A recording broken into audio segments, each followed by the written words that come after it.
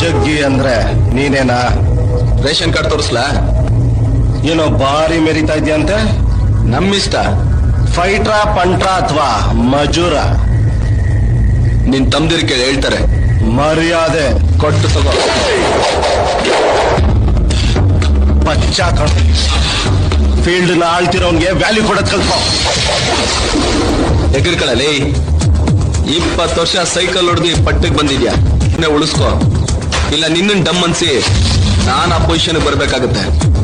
Youngster ಅಂತ careless ಮಾಡ್ಬೇಡ.